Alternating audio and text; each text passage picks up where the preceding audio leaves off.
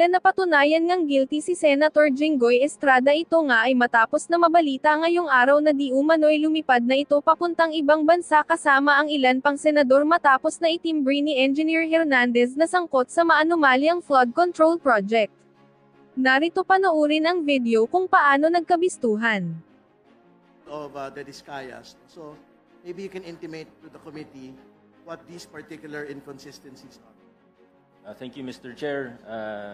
Marami nga po tayo na obserbahan na you use the term inconsistencies, but I would like to be more direct. Kasinungalingan po talaga.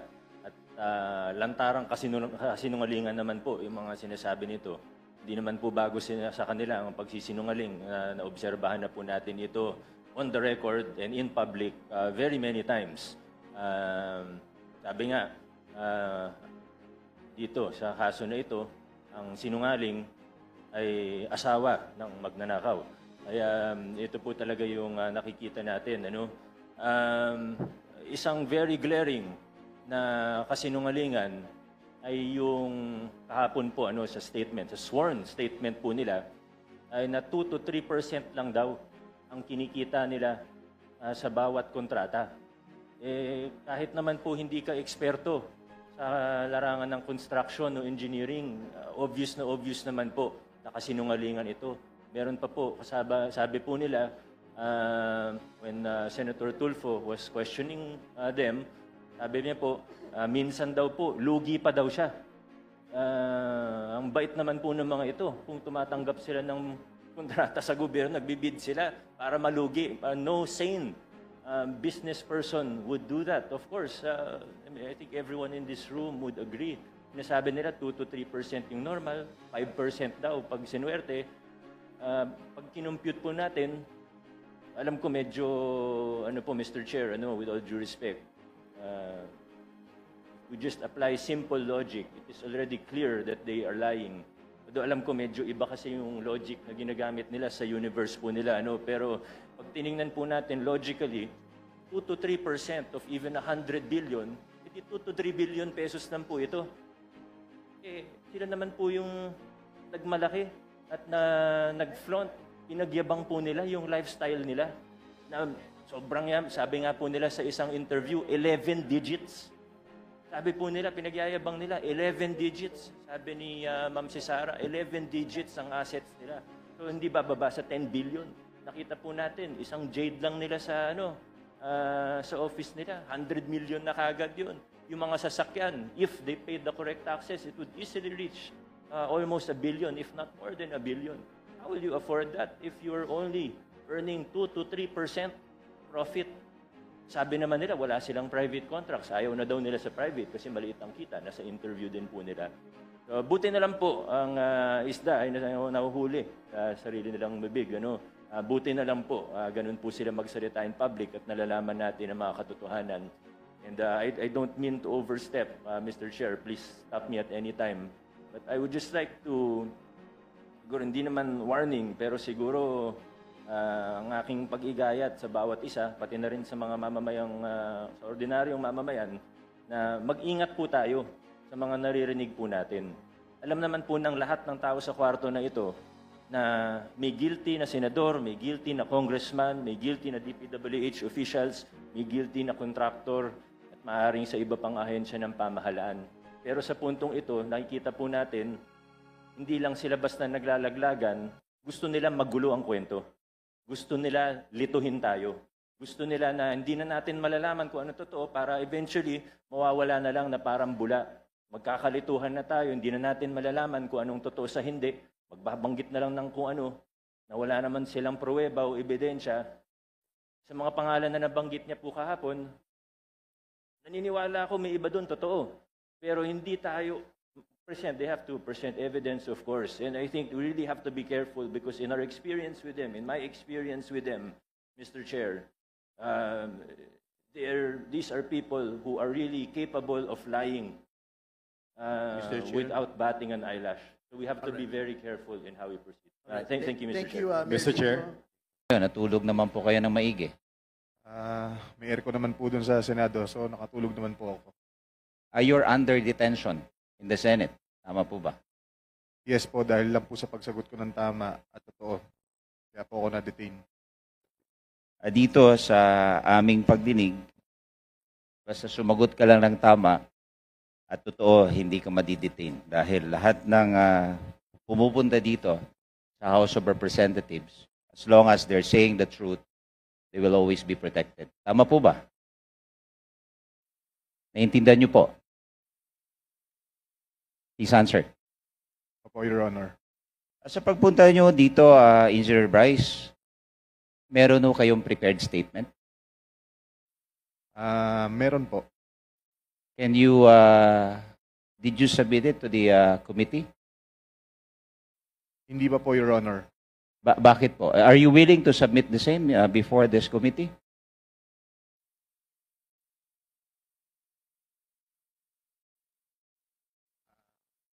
Can you please give me time, Your Honor, to prepare the statement?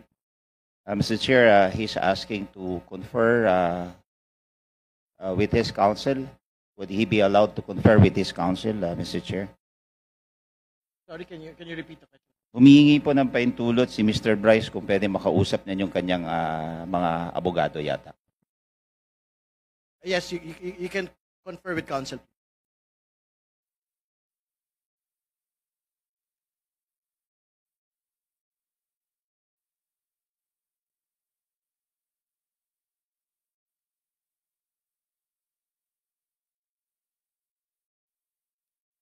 Mr. Chair, may I interject just one question? Wala pa naman eh. Just one question. Just one. May I know if SYMS, Wait lang po. are they around? Because last meeting, I asked that question. Yes, And they are here. They are here. May I know nasan sila? SYMS, construction. Teams. Wait lang, Beso, wait. Done? All right. Okay. Thank you very much, Mr.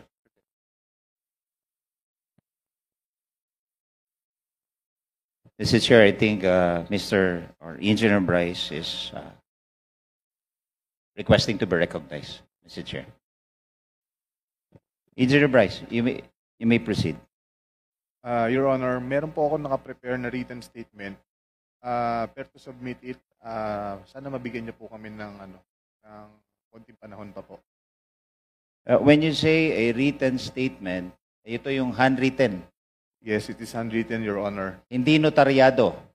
Hindi po, pero pinirmahan ko po. So, yung sabihin, pinirmahan mo dahil ito sulat mo mismo. Tama? Yes, Your Honor. Sulat ko po mismo at pirma ko rin po.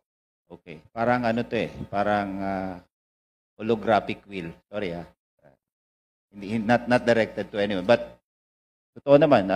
Kumbaga, can be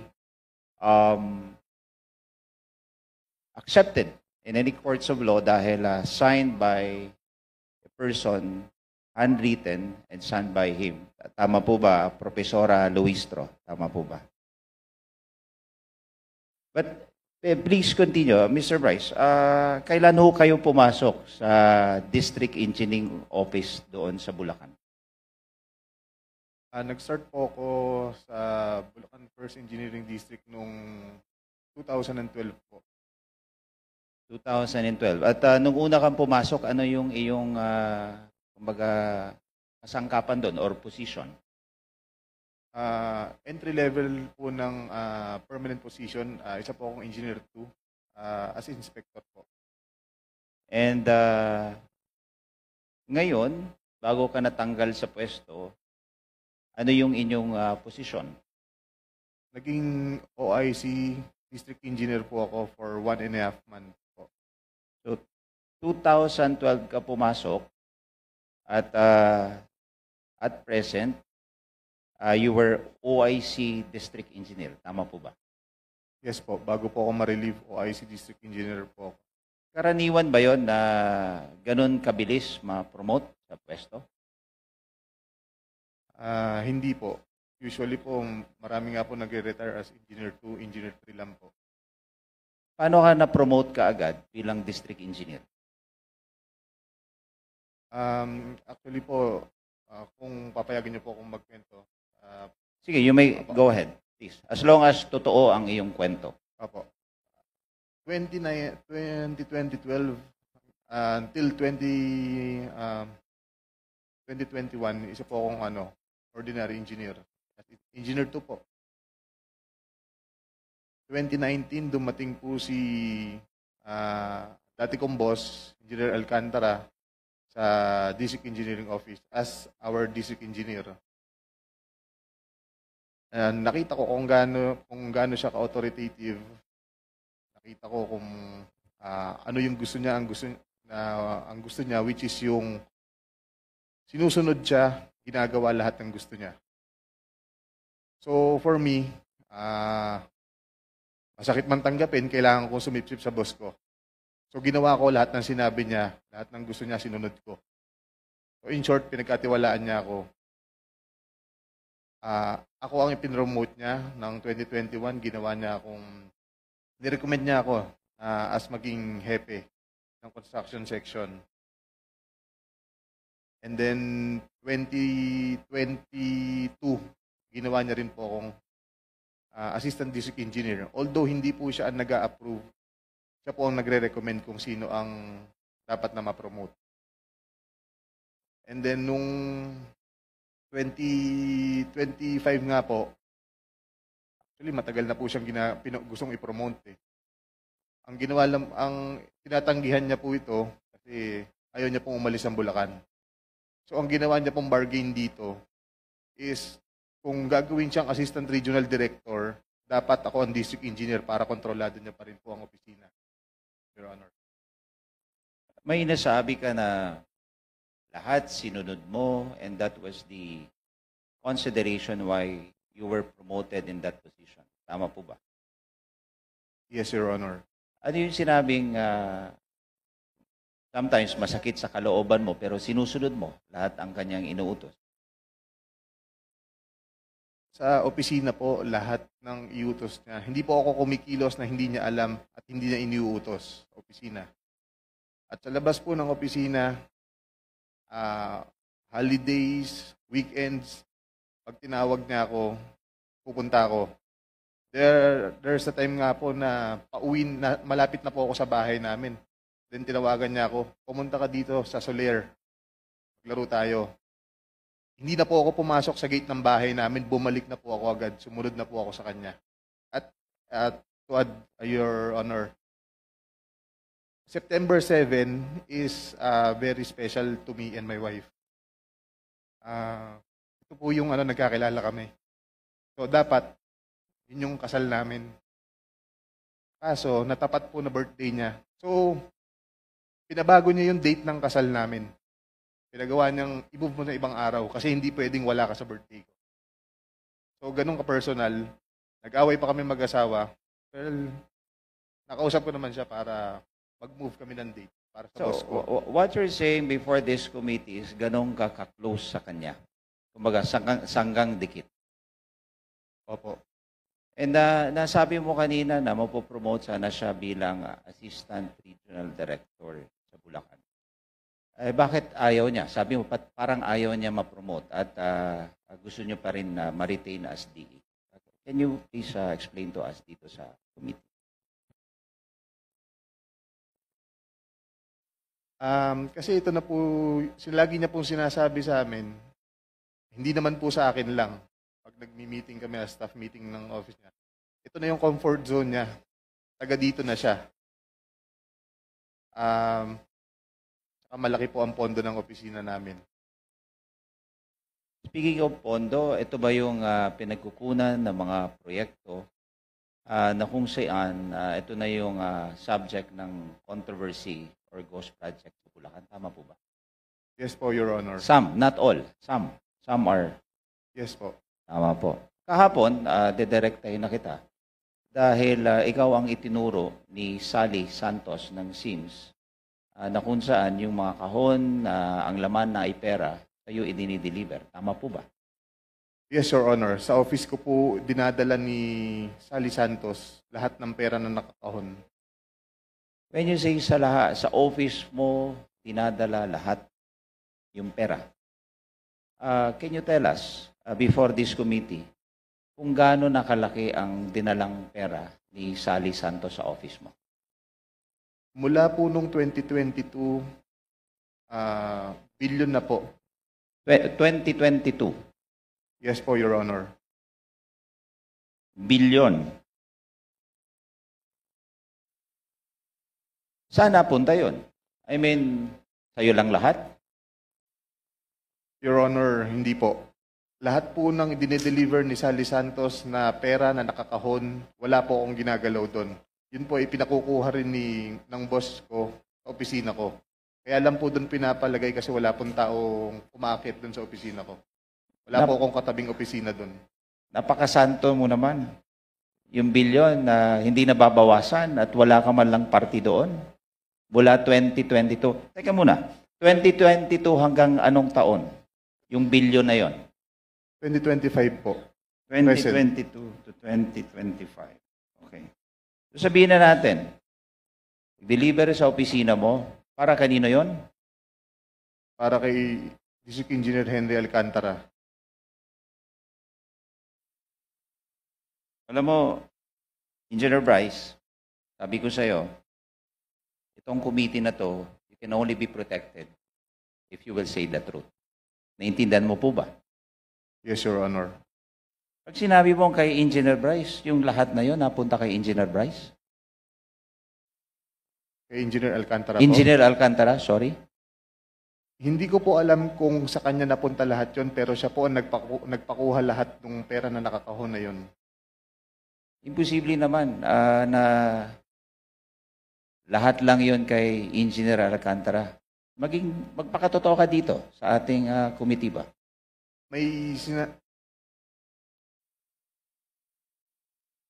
Go ahead. Para magsalita po ako ng mga involved dito kung kanino po napupunta yon. Siyempre, tatakot din po ako sa buhay ko, sa pamilya ko. Kasi hindi naman po birong tao itong mga involved dito eh. As I've said, Engineer Bryce, you will be protected by this committee as long as you will say the truth.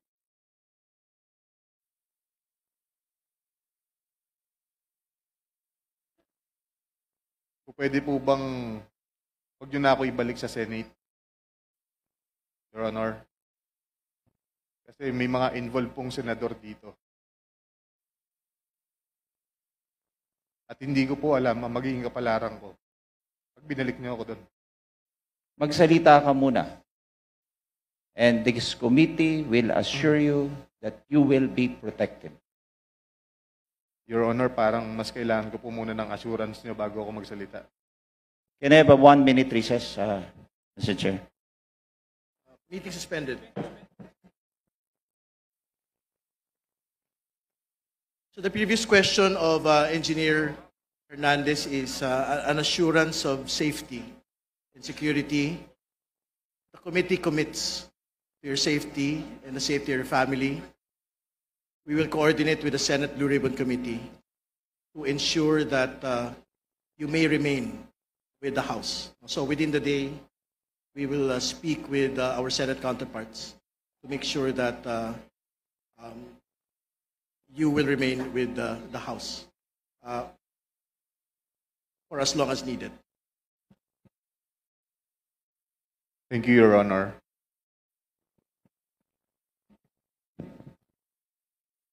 Congressman Adyong is recognized, please. Thank you. Thank you, Mr. Chair. Mr. Chair, I'd just like to take off from the line of questioning of Congressman Garbin. Engineer Bryce, binigyan ka namin ng oras. You requested for a few minutes para to confer with your lawyers. Are you ready now to answer the question? Sabi mo kanina may mga involved na mga senador. Tama po ba? Pagkarinig ko. Yes po, Your Honor. So, kanina sinabi mo na mga involved na senador. Ibig sabihin, kasi the line of questioning kanina is that you were receiving a certain amount from Sally Santos. Tama po ba? Yes, Your Honor. At binibigay niya ito sa iyo sa inyong opisina. Tama po ba? Yes, Your Honor. In fact, there's one incident that was mentioned by Sally Santos in the Senate na 245 million yung isang natatandaan niya na ibigay niya sa'yo. Tama po ba? Yes, Your Honor. Itong 245, just a portion of that, because according to you, from 2022 up to 2025, your estimate is that it's over $1 billion na yung natanggap mo. Tama po ba? Yes, Your Honor, approximately. Okay, sige. So binibigay mo to kay Engineer Alcantara. Tama po? Hindi ko po binibigay, kinukuha niya po sa Kinukuha, opisina ko. sorry. Kinukuha ni Alcantara. Nakabox nga po, sabi niyo nga po, di ba? Yes, Your Honor. Okay, pag sinabi mong may involved, ibig sabihin logic would dictate and you don't need to be a rocket scientist para to assume that yung binibigay ay may hati-hati. Tama po ba? May breakdown. Yes po, Your Honor. Sinasabi niya po, kinukuha na yung commitment. Commitment na ano ibig sabihin commitment? Yung kaninong hatian yon? Kung ako po mag-interpret, commitment po para kay Senator. Okay. May we know sino yung mga sinasabi mong mga kumukuha or may commitment sa mga senador? Kasi you mentioned this earlier before we grant you the request of having a recess suspended. May we know who are these sinasabi mong may mga involved na mga senador? Okay lang po bang basahin ko, Your Honor, kung ano lang po yung naisulat ko? Pero pinapangako ko naman po sa inyo na ang full details ito maibibigay ko po sa written statement namin ng mga abogado ko. Mr. Chair, our guest is requesting that he be allowed to read. Ito ba yung salaysay mo na pinirmahan mo? Tama po ba? Ito ba yung tinatanong sa'yo kanina ni Congressman Garbin? Yes po, sinulat po at pinirmahan ko rin po. Okay. Mr. Chair, may we request that he be allowed to read his salaysay, his statement? Engineer Hernandez, please proceed. Thank you.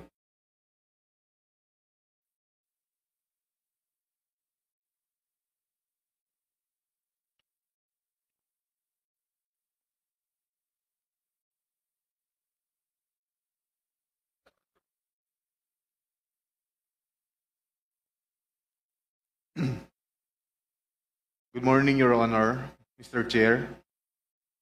Ako po si Bryce Erickson Hernandez, dating Assistant District Engineer ng Bulacan 1st District Engineering Office. Ako po ay na-contempt kahapon sa Senate Blue Ribbon Committee. Habang ako po ay nakadetain, nakapag-isip po ako at nagdesisyon na maglabas ng ilang nalalaman ko sa flood control project base po sa aking natatandaan sa ngayon. Tama po si Senator Lacson na ang mga engineers ng DPWH ay tila naging legman o bagman na lang. Kung tatanungin niyo po ako kung sino o kanino kami naging bagman, sasagutin ko na po ngayon.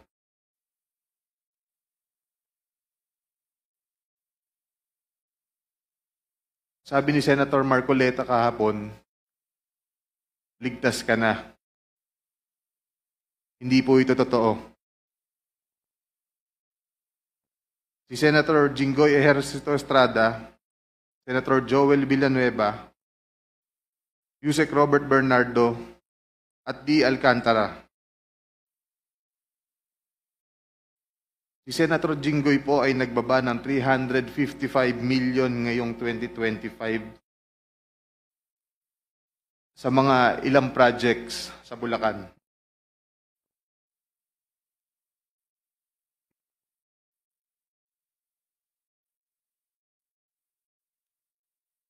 At ang sabi po ng boss ko dito ay 30% ang commitment dito. Ang mga projects po na to ay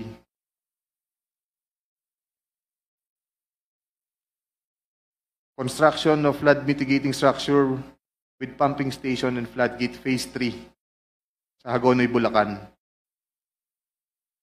Flood control mitigating structure with pumping station and floodgate sa Malolos, Bulacan. Hindi ko na po babasahin lahat to. Isasama ko po to sa aking written statement. No, mahalaga pong basahin yung buong listahan ng mga proyekto. These are the line items that everyone has been talking about, so I think the nation deserves to know which particular line items that are in the GAA that are being implemented for these particular personalities. Mr. Chair, may I also request that he be directed to read the entirety of his salaysay? Yes. And not to select portion of his salaysay. Para Yes, po he klaro. will. I think he will be required to read the entire, but we need the specific line item in the General Appropriations Act to be able to tie these particular projects to political personalities, not just DPWH engineers, not just contractors. Please proceed. Mr. Chair, may I also ask that the amounts also be read? Yes, I think if it- it's important that the public will also know the Yes, amounts. if it is available, Engineer Hernandez, please mention the amount as well. Mr. Chair, saglit na interjection lang. After the statement of Sir Bryce, may we have the copy of his statement para po makapagtanong din yung mga members based on his ongoing statement. If that is practicable, Deputy Speaker, we will ask him to do it, but it is a written, handwritten statement. So I think we have to listen to his entire salaysay first. Please proceed with the line items, please. Let me repeat it, Your Honor. First, construction of flood mitigating structure with pumping station and floodgate, Phase 3, Barangay Mercado, Hagonoy, Bulacan, with an allocation of 60 million pesos. Number 2, construction of flood mitigating structure with pumping station and floodgate at Mambog Creek,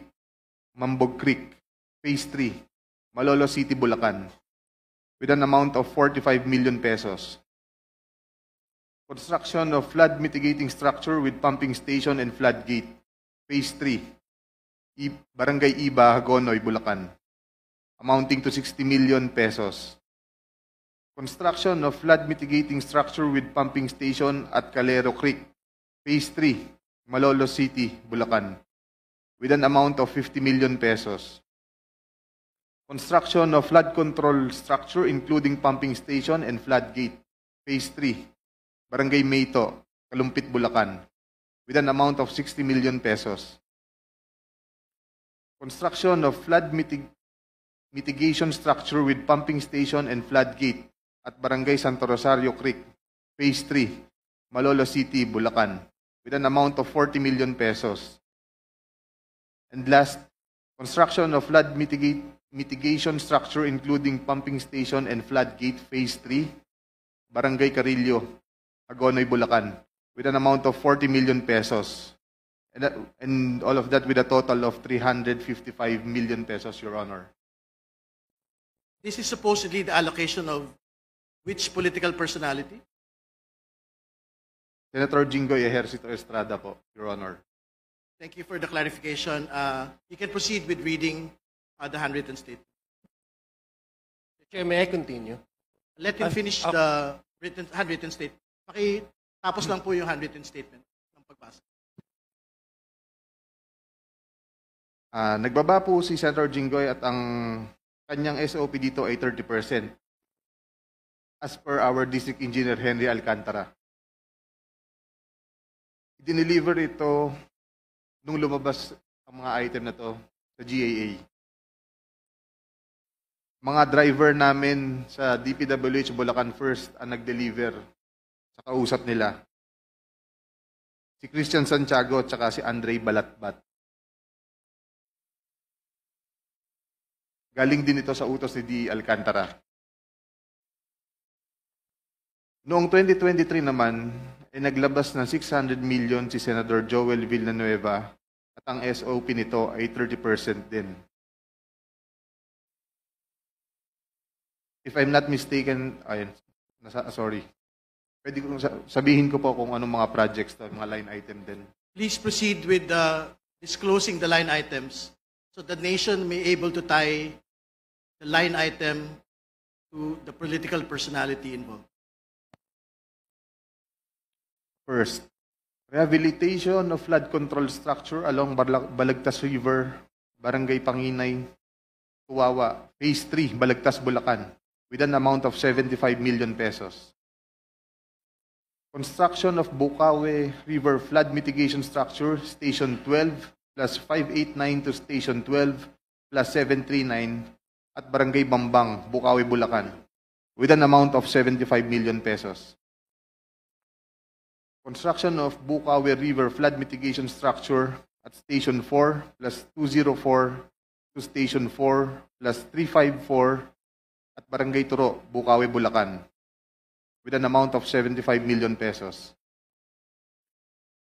Construction of Bukawi River Flood Mitigation Structure at Station 3, plus 036 to Station 3, plus 236 at Barangay Kaingin, Bukawi, Bulacan.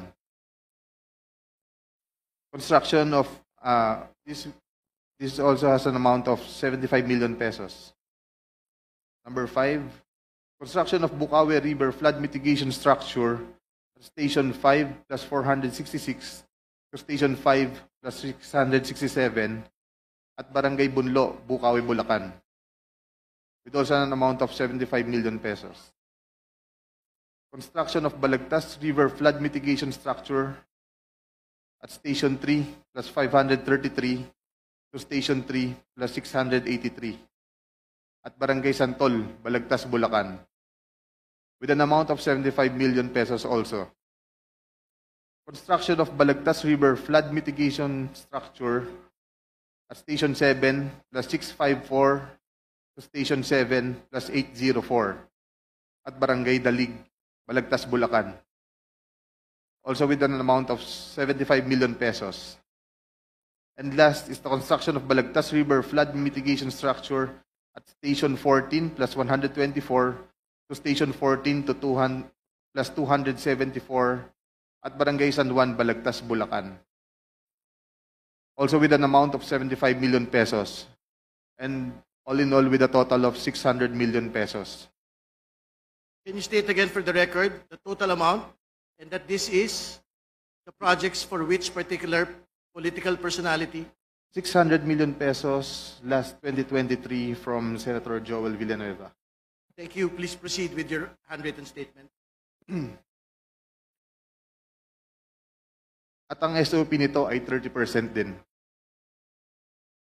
Binigay din ito nung lumabas sa GAA at i-deliver sa bahay niya sa Bukawi ni D. Alcantara at dating hepe ng aming construction si Engineer JP Mendoza. Si D. Alcantara namin ang masasabing chief implementor. Siya po ang kumakausap sa lahat ng politiko na involved dito. At least 3% po siya sa lahat ng projects na dumadaan sa opisina namin. At pinapasabi pa nga sa amin sa mga kontraktor na kung gusto niyong magkaroon ng maraming projects sa susunod, ay magbigay kayo ng additional na 2% sa kanya. Parang finder's fee daw. Si D.E. Henry Alcantara po ang usually nagde-deliver sa mga politiko at kay Yusek Robert Bernardo po. Pasensya na po, ito pa lang po ang aking mga masasabi sa ngayon. Mabigyan lang po ako ng sapat na oras pagkakataon na makausap ang aking mga abogado. Handa na po akong maglabas ng lahat ng nalalaman ko pa. Maraming salamat po. Mr. Chair, Mr. Chair, Mr. Chair. I still have, may I be allowed to continue? Mr. Chair, We have to allow Congressman Adyong to finish his interpellation. Mr. Chair, it's the rule is majority than minority. Yeah, Congressman So, sorry, Garbin, to be clear, as far as practicable, it is the rule of an alternating majority-minority. So you will have your time after this is finished. so two majority then two minority. No, the rule is as practicable, majority alternating with the minority. That's the rule. Check the rules. Move to suspend, Mr. Chair.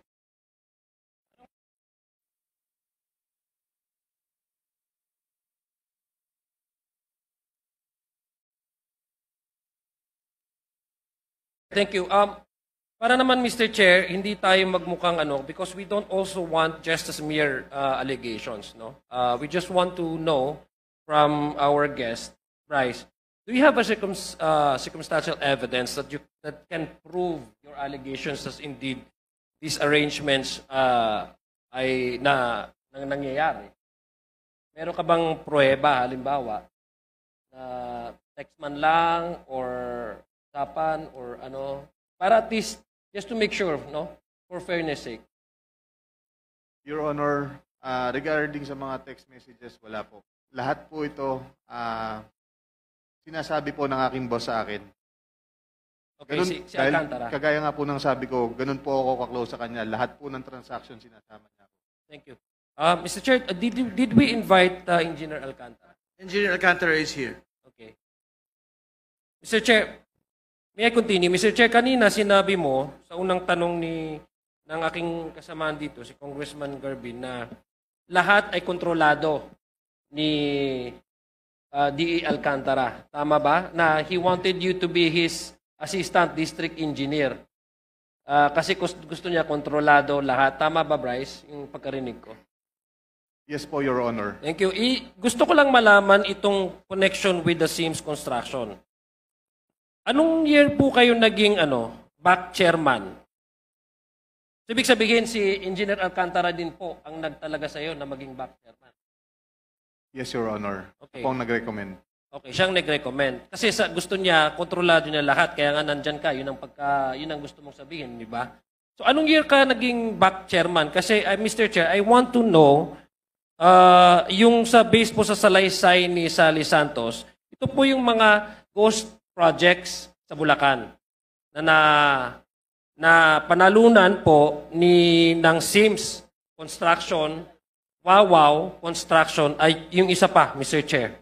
Na kung saan, Mr. Chair, according sa ating data, ay ang naging chairman nito sa pagbibid nitong mga projects, na mga ghost projects, ay chairman nito ay si Engineer Bryce. Gusto ko lang malaman, Engineer Bryce, sabi mo, ikaw yung tinalaga ni D.E. Alcantara as maging chairman. Ibig sabihin, yung pagkapanalo ng SIMS na connected sa mga ghost project ay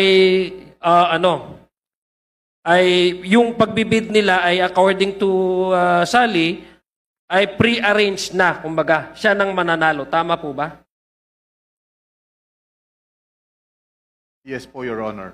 So, ibig sabihin, nag-bidding lang kayo pero pre-arranged na kasi ang sabi ni Sally Santos na may-ari nitong kumpanya na to ay pinapahiram niya yung kanyang lisensya sa inyo para siyang manalo dito sa mga bidding na to kung saan itong particular na project na to ay nakalista, napuntahan ng presidente as ghost project. Tama po ba? Yung kay Sims. Yes po, Your Honor. Okay. Thank you very much, Mr. Chair. And now I give way to other members who wish Yes, to... but before going to the minority, we would like to allow District Engineer Alcantara to respond to the allegation of Engineer Hernandez. Good morning, Your Honor, Mr. Chair. Yung sinasabi niya po na dinala niya sa akin ng pera, hindi po totoo. Wala po akong tinatanggap tungkol po sa nanggagaling na transaksyon nila kay Sally Santos. Kahapon po sa Senado, binanggit po ni Sally na sila po ang nangongontrata. Paano niya po ibibigay sa akin? Kung iyon po ay kontrata nila. Pwede po bang ibibigay sa akin ng buo yan? At sasabihin niya na hindi niya tinitignan? Your Honor, totoo po sinasabi niya, nung dumating po ako dyan, sila ay mga next rank and file doon po sa Chief Construction. So bilang siya po yung pinaka-senior na kasunod doon, sa amin pong hierarchy, sinusunod po namin yon na siya. Totoo naman po na nagtiwala ako sa kanya at marami po magpapatunay. Andiyan po ang mga hepe namin na kasama namin dati. Andiyan po ang project engineer na magte-testify po Sila po ay mga biktima po ng pamumwersa at pamimilit ni Engineer Bryce at ni Engineer JP de Guzman, Mendoza. Actually po, ang proyekto po ay hinahawakan ng project engineer, ini-implement ng section chief ng construction. Ako po, umaasa po ako na sa pirma nila, kaya po ako ay pumipirma at binabayaran ko po yan. Pirmado po ng mga project engineer, pirmado po ng accountant ko, na nag-review po ng mga dokumento na yan. Your Honor, tungkol po sa sinasabi niya na ako po ang kausap ng mga politiko, hindi po totoo yan na ako'y nagdi-deliver sa mga politiko. Senator Joel 2023, wala pong project na flood control si Senator Joel ever since. At sino po ang makakaalam kung sino po ang naglalagay dyan? We are not part of the BICAM. Wala po kaming alam dyan. As my superior said, Undersecretary Cathy Cabral, kahit sila po hindi nila alam yan. Paano pa po ako? And we are not even involved during budget hearing. Your Honor, naniniwala po ako, nalalabas po ang katotohanan kung sino po ang may gawa ng mga ghost project na ito. Tulad po ng sinalaysay ko sa inyo, meron din po akong affidavit at andito po ang mga tao na nung pinatawag ko po sila ng August 3, 7:30 ng gabi, upon the report of Engineer J.M. Ramos, na di umano'y pinipilit siyang pirmahan ang 5 voucher, I think, sa pagkakatanda ko po. Siya po'y tumanggi. At siya po ang nag-report sa akin kasama si Engineer Galang na sinasabing, boss, mukhang niloloko ka na ng 2 tao mo. Bakit? Kasi ilang series po ng meeting na tinatanong ko sila, mag-inventaryo kayo ng mga project natin dahil magkakaroon ng malawakang pag-iimbestiga rito. Mr. Chair, Opo, point of Mr. order. Chair. Point of Mr. order, Chair. Mr. Chair. Yeah, Masyado nang matagal ang sinasabi Yeah, niya, hindi Mr. naman Chair, totoo. if I Point of may. order. Mr. Chair, if I may, very Tagal very na sinasabi niya, hindi naman totoo sinasabi niya. Mr. Chair, if I may, very quickly, with due courtesy to the Honorable Abante. Ang sa akin lang po naman, siguro para hindi po malihis yung flow. So earlier, nagkaroon po tayo ng testimony kay Engineer Bryce Hernandez. And I believe there are members who are next to question. Of course, we also respect the rights of the Honorable Engineer Alcantara. And nandiyan dyan naman po siya. So yung mga ito po, Mr. Chair, ay itatanong rin natin kay Engineer Alcantara. For the meantime, Mr. Chair, may I suggest that we move to the next interpolator? Yes, well taken. Thank you, Engineer Alcantara. Congressman Arisi, please proceed. Thank you, Mr. Chair. Good morning, everyone. Kay Engineer Bryce, naniniwala ako sa sinasabi mo. Pero alam ko, may kulang pa. Matagal na akong congressman. This is my 13th year. Imposibleng hindi alam ng congressman doon sa lugar nyo yung mga proyekto na yan. Tama ba ako? Mali. Kagaya nga po ng sabi ko, ang kausap po lahat ng politiko sa amin ay ang boss ko, si Boss Henry Alcantara. Assistant DE lang po ako. Nakukwento lang po niya yung mga commitment. Yun po. Sinasabi niya po sa akin. Lumalabas, isa na kayong sindikato sa inyong engineering district. At ang hepe ng sindikato nyo, si Engineer Alcantara. Tama? Ako po, inaamin ko po na sunod-sunuran ako sa kung ano ang sabihin sa akin at Kaya kung nga, ano po ay sindikato pagawa sa may akin. boss. Pagka may boss, yun ang nasusunod. Tama? Siya po nasusunod, Your Honor. Tama po.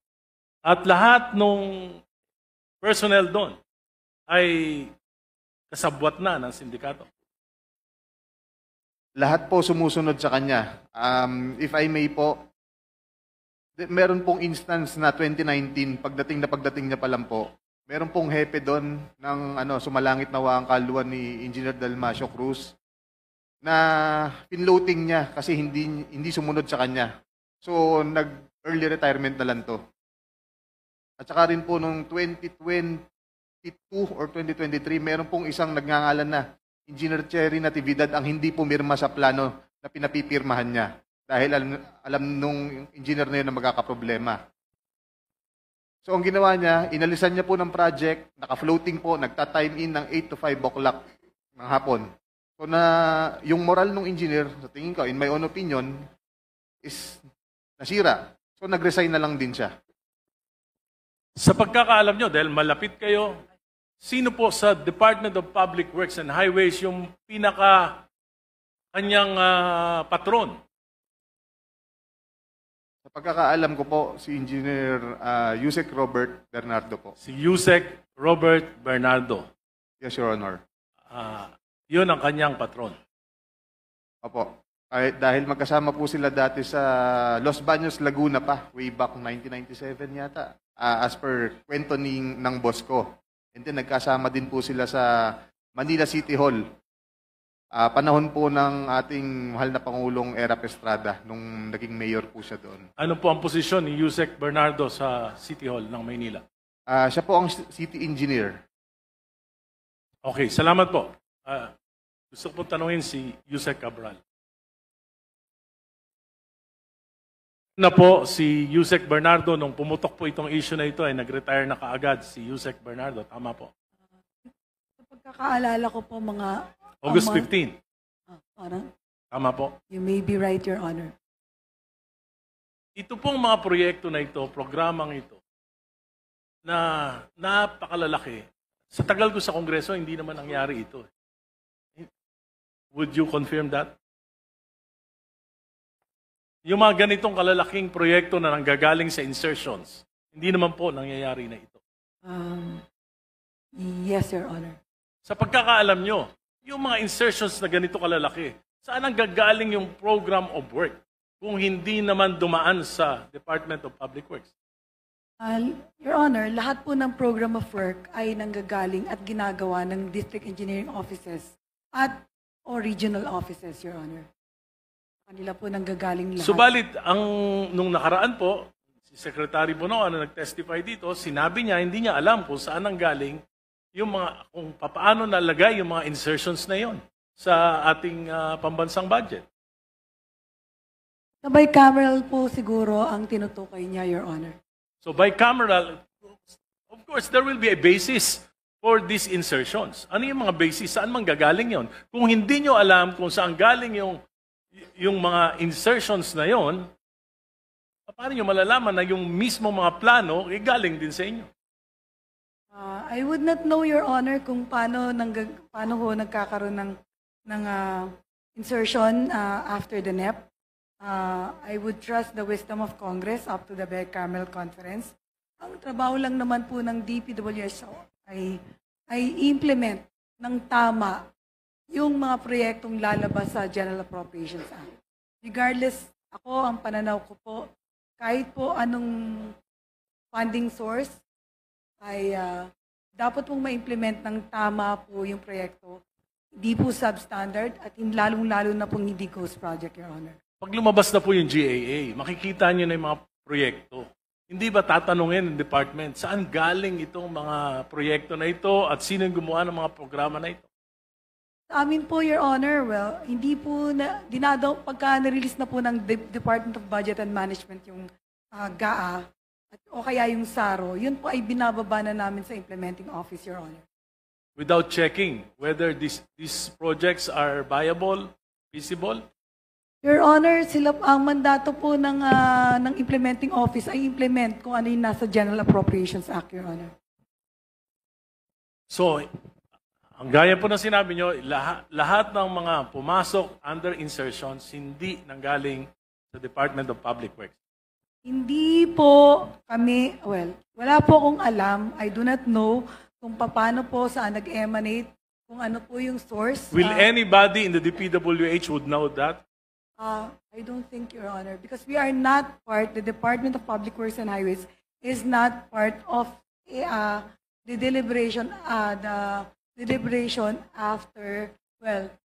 during the bicameral, Your Honor. Mr. Chair, I don't think now it's also the admission of the chair that he found out that there are ghost projects that came from insertions.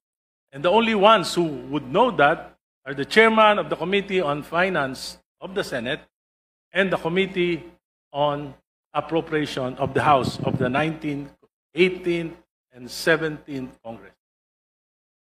So, Mr. Chairman, I now move that we invite Senator Grace Poe as Chairman of the Senate Finance Committee, appropriation of the House of the 19th, 18th, and 17th Congress. So, Mr. Chairman, I now move that we invite Senator Grace Poe as Chairman of the Senate Finance Committee, at least to clarify these matters. Also, Congressman Saldico, Chairman of the Committee on Appropriations of the 17th, 18th, and 19th Congress. Second. And also, Yusek Robert Bernardo. So moved, Mr. Speaker. Second. Are there objections?